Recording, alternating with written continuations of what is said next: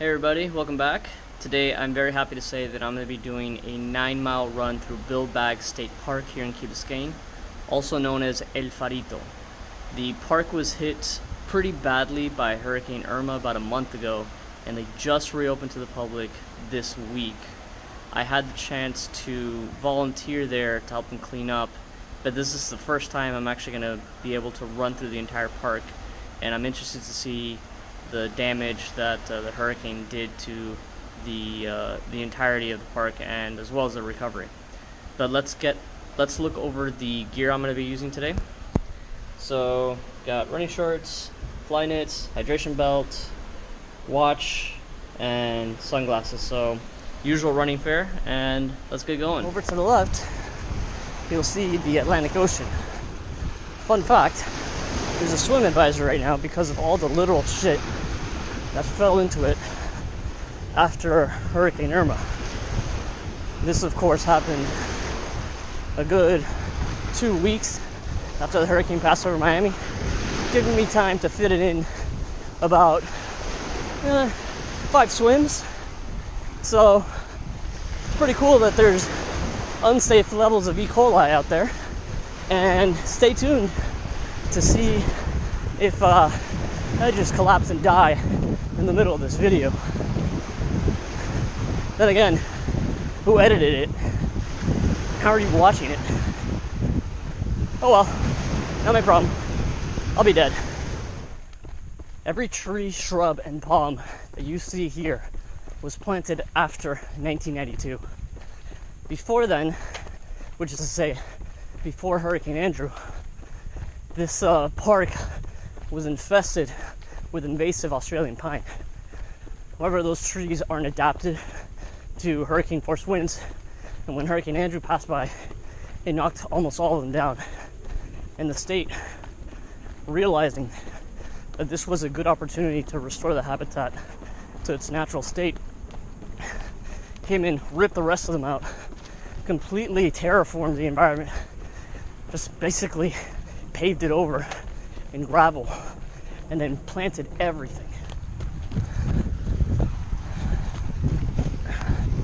All right, we have just reached the entrance to No Name Harbor, and in one of my previous kayaking videos I have this whole rant about naming this place No Name Harbor. It's basically the biggest example of phoning it in the history of mankind. But that's that. Over there you've got Biscayne Bay, and right over there you've got Stiltsville. So we've got a lot more ground to cover, so let's get going. We are at the first mangrove overlook, which is absolutely gorgeous. It's incredible to think that just 25 years ago, none of this was here. All right, steeplechase. Hope it's not too deep.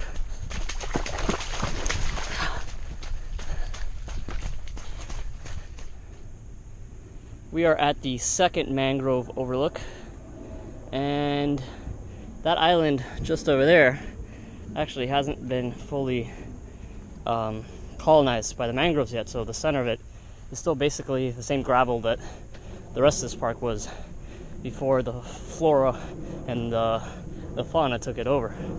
But if you'll come with me, I've been running this park for about 17 years now, so it's just littered with monuments to my own mortality. For instance, just under that tree right there, I almost passed out and could have died from heat exhaustion, right there. True story. The reason I prefer running trails versus, say, in a more urban setting are, one, I find the scenery way more interesting.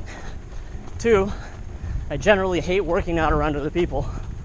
And three, it's easier on your joints and on the cartilage in your body, because even in my unspecified young age, some of the cartilage in my knees is starting to wear thin.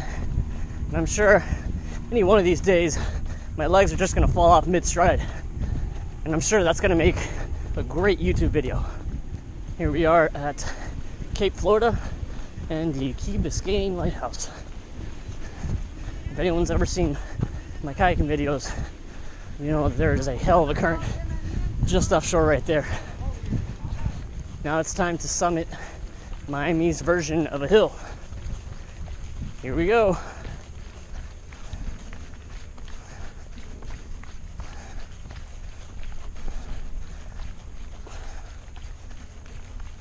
Woo!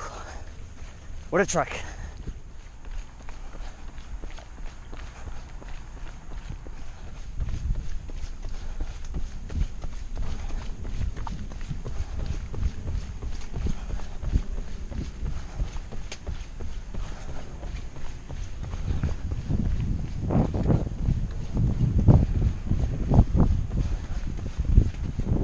Alright everybody, that's the end of my 9-mile run through Billbag State Park. Hope you enjoyed the video. If so, please like, share, and subscribe, and I'll catch you around.